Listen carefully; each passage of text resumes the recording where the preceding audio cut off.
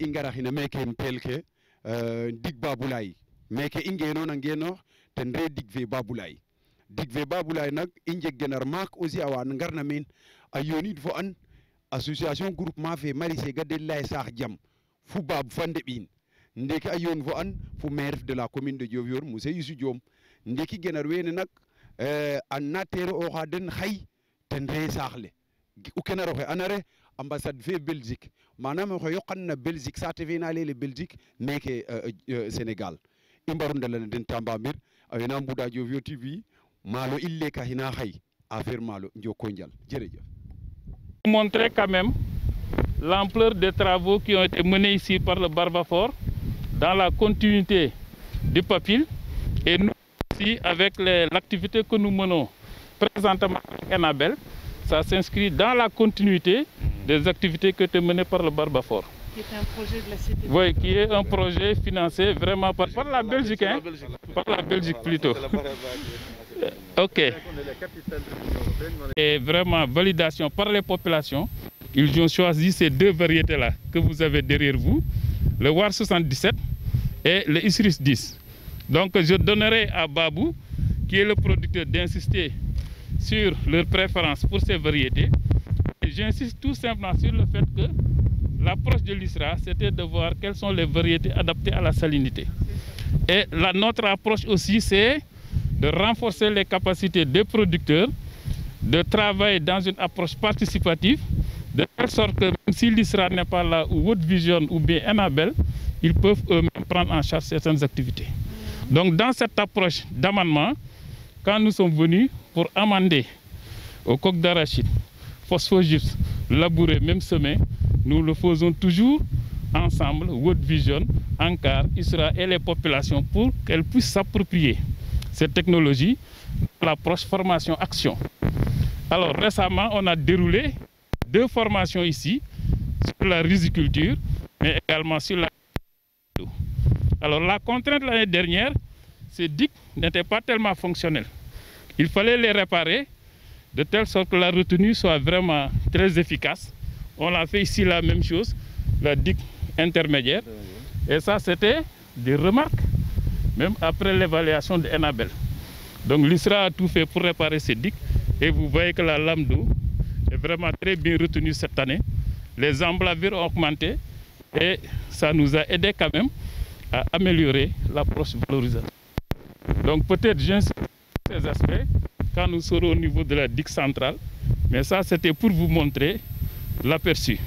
Maintenant, en termes d'emblavure et de travail effectué, lui qui a eu à utiliser les variétés de l'ISRA, il peut vous préciser le nombre d'hectares qu'il a fait en War et en Isris 10 parce qu'on avait donné beaucoup de semences. Donc je laisse les producteurs s'exprimer et si on retourne là-bas, vous verrez en fait en grandeur nature, en termes d'étendue, les potentiels qui sont vraiment valorisables. Babou, vous avez la parole. Merci beaucoup. Grâce à un partenariat fécond, Diofior est parvenu aujourd'hui à maîtriser sincèrement et véritablement la lame d'eau, à sécuriser vraiment cette partie que vous voyez comme ça. C'était comme ça en 2011. C'est clair maintenant qu'il n'y a pas de période à la demeure. C'est comme ça que toute la vallée s'est manifestée en 2011 avant notre arrivée ici. C'était des temps nus. Nous avons cru que si il y a des ouvrages anti-sel et de retenue, on pourra récupérer plus de 600 hectares ici. Et grâce à la commune qui a délibéré 1000 hectares, donc c'est sécurisé au nom de l'organisation paysanne, on a aujourd'hui récupéré les 600 hectares rizicultivables grâce à ces ouvrages. Cet ouvrage, c'est un ouvrage anti-sel. L'autre, c'est un ouvrage de retenue, de régulation. Et ce premier casier, c'est 104 hectares déjà. Et l'autre, vous allez voir que c'est là-bas où c'est plus important. Mais pourquoi on est arrivé ici? C'est pour que vous voyez de vue que c'était comme ça que les terres se comportaient en 2011, avant notre arrivée ici. Donc, et même si on avait récupéré, et on n'avait pas scientifiquement les variétés à utiliser pour booster la production, les gens seraient découragés aussi. Donc l'ISRA a eu une contribution énorme pour encore motiver les gens à y croire, à l'autosuffisance alimentaire. C'est pourquoi, vous voyez cette variété, c'est une variété haute, voire 77, adaptée au sel, parce que pour les autres, on ne peut pas cultiver du riz où il y a du sel. Si tu vas par exemple dans la vallée, c'est faisable aussi ici à Baboulaye, parce qu'avec les variétés adaptées, on attend à des récoltes records. Il y a le Esri 10, une variété très voulue par la population parce que c'est très agréable à la consommation. Ils l'ont amené aussi. Et c'est extrêmement important. Les gens ont... Hein? Ah, voilà. Et parce que aussi, si on cultive, on veut s'autosuffire alimentairement. Et qui vient d'où? Qui vient de l'ISRA. Oui, c'est l'ISRA qui a introduit cette variété ici. C'est pourquoi je dis, grâce à un partenariat fécond, les populations ont cru à l'autosuffisance alimentaire en riz et ils se sont engagés résolument pour y arriver. Vous avez vu. Donc il y a 5 variétés de semences qu'on a emblavées ici pour 100 hectares, 104 hectares. Donc vous voyez que ça sera même une expérimentation. Parce qu'à la fin de la campagne, on saura et on verra quelles sont les variétés les plus adaptées dans cette vallée-là. Sur les 5, on va retenir au moins 2-3 pour qu'on puisse cultiver toujours dans cette vallée-là. Et ça, c'est grâce à ce partenariat. Donc tout le reste, arrivé là-bas, on pourra en profondeur sur vraiment ce qui se passe réellement dans la vallée de Baboulaye. Merci. Merci beaucoup. Et l'eau qui est là, c'est uniquement de l'eau de pluie?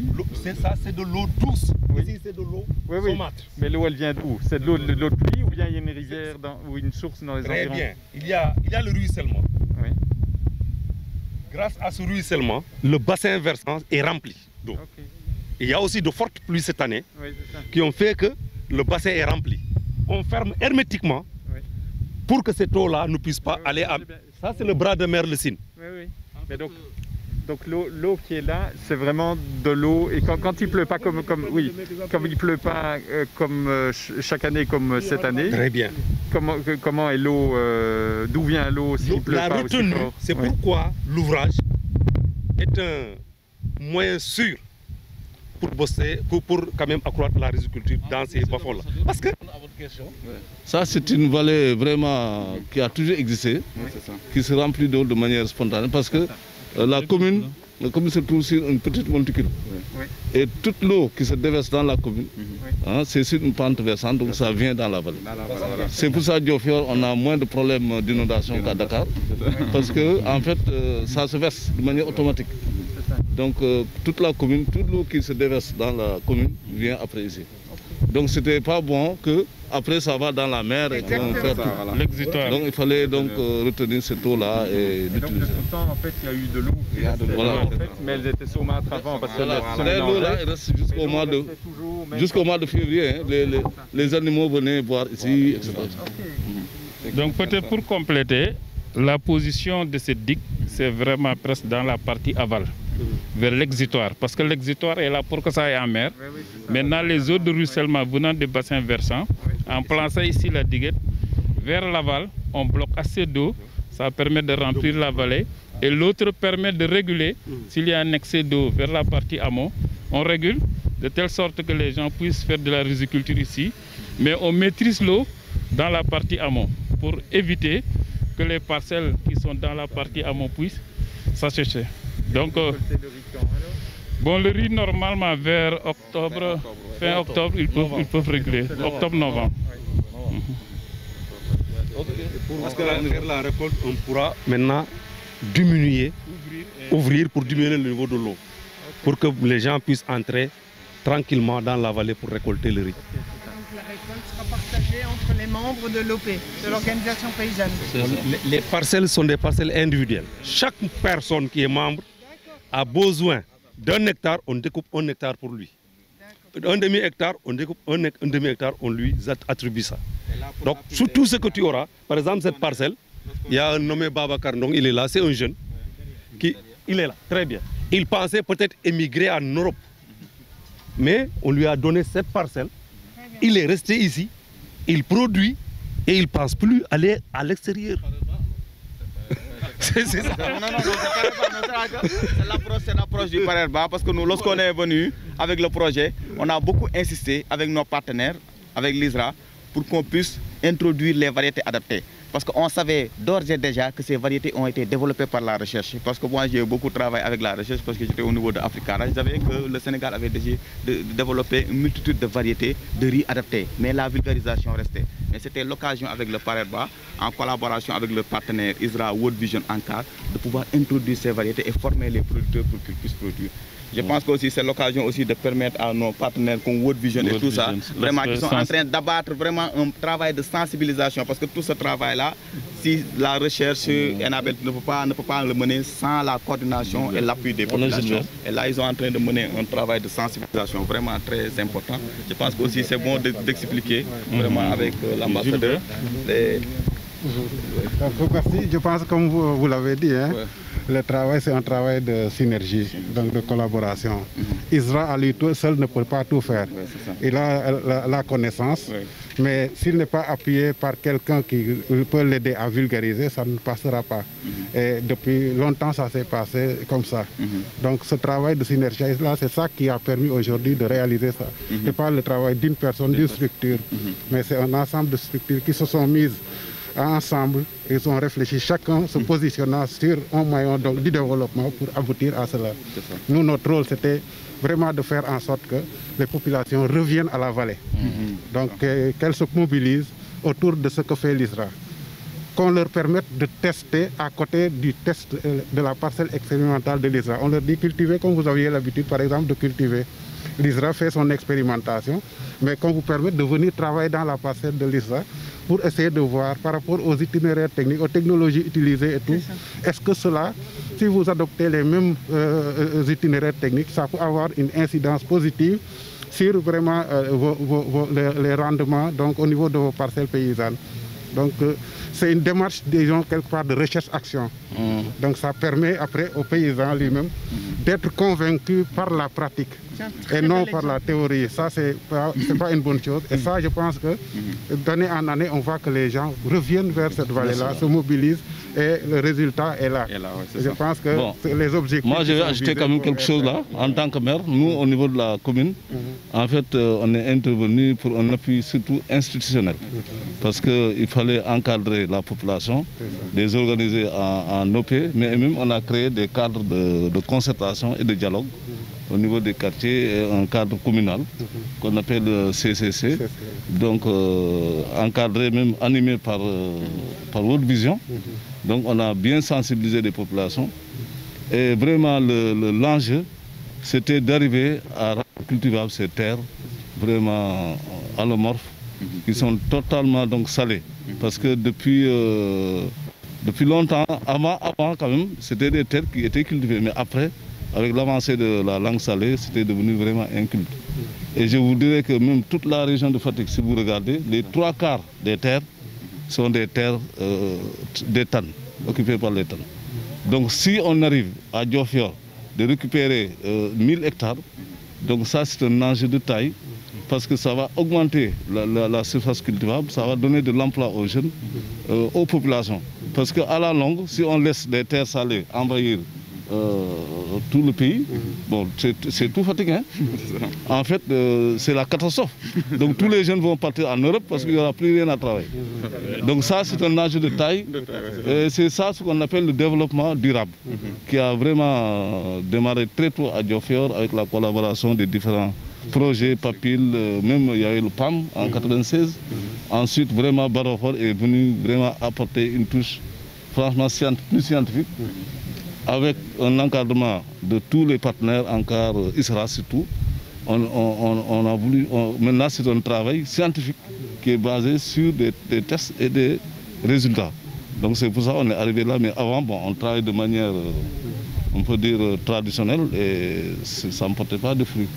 Donc vraiment ça, monsieur l'ambassadeur, c'est un exemple à saluer parce que bon, dans d'autres régions, c'est plus facile. Dans la vallée, c'est de l'eau douce. Donc il suffit de tirer, tu as de riz. Mais c'est à Fatick où se trouve l'enjeu.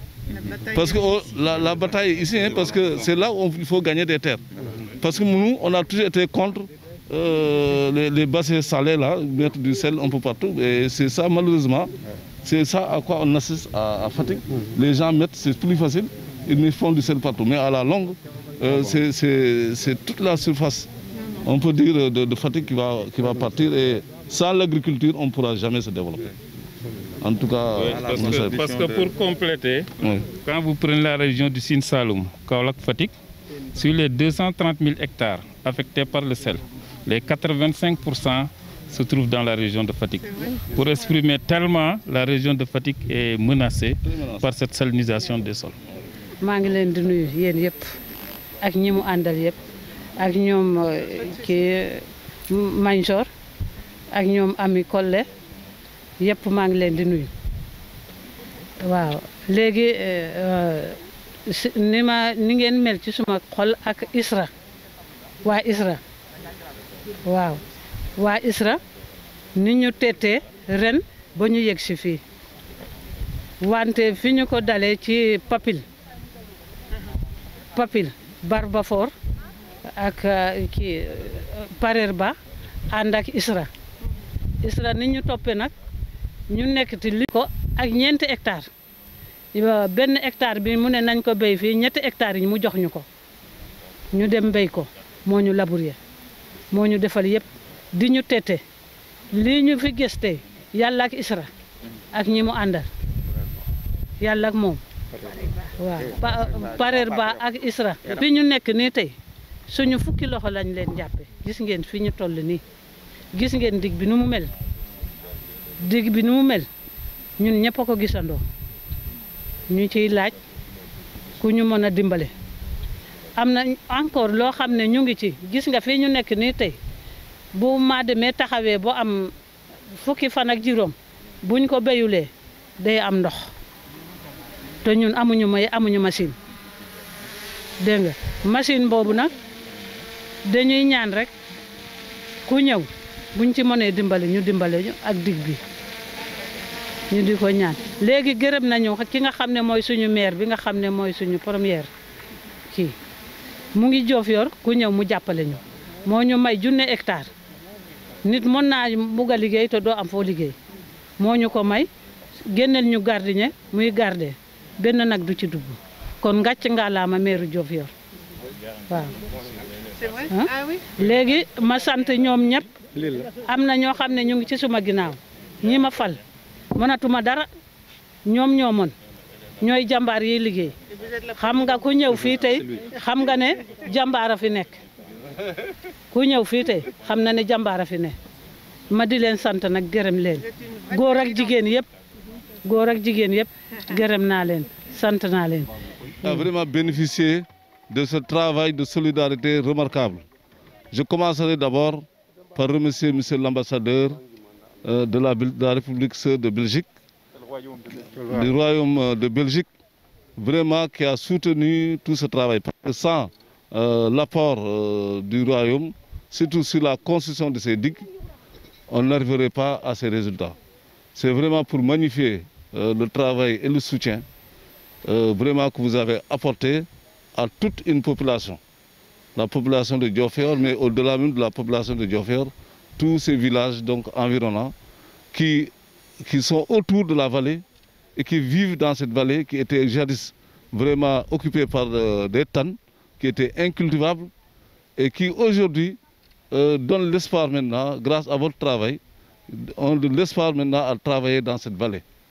Et vraiment ce qu'on a vu aujourd'hui, les résultats qui sont obtenus grâce non seulement à votre apport, mais au soutien de tous les techniciens et de tous les partenaires.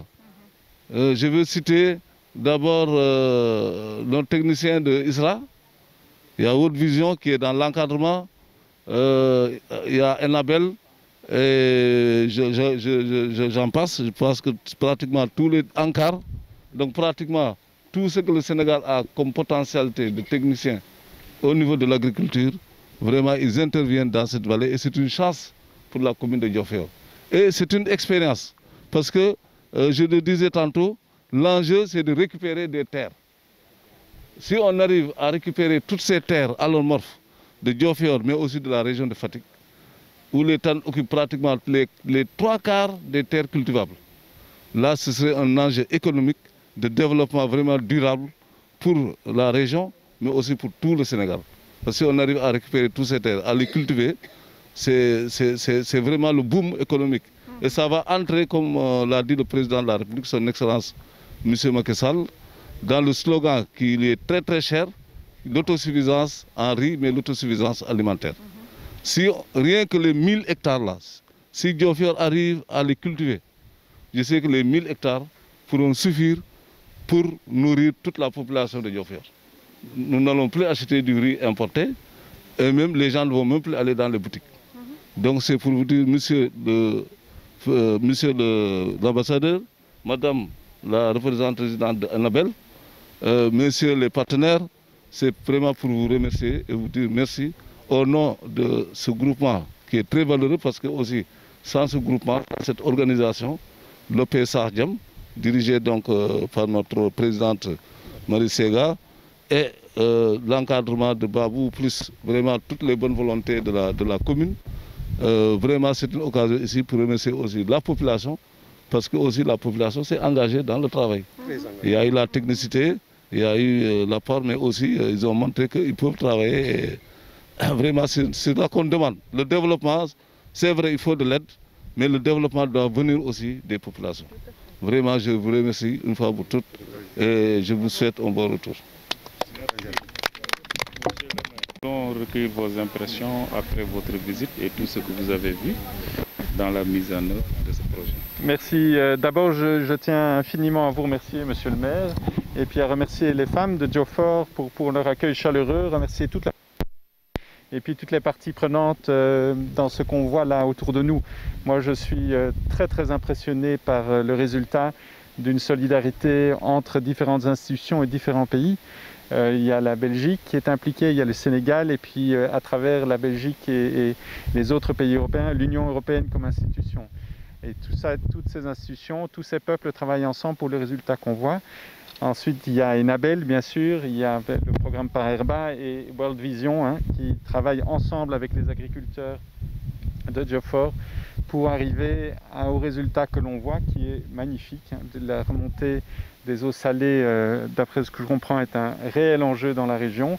Je pense que c'est un réel enjeu dans beaucoup de régions du monde et le fait de voir tout ce travail et tout ce résultat que l'on arrive à atteindre avec cette solidarité internationale, eh ben, il est magnifique et il peut servir d'exemple et de modèle pour l'avenir. J'ai oublié l'ISRA tout à l'heure quand je parlais des institutions, parce que les instituts agronomiques sont très très importants.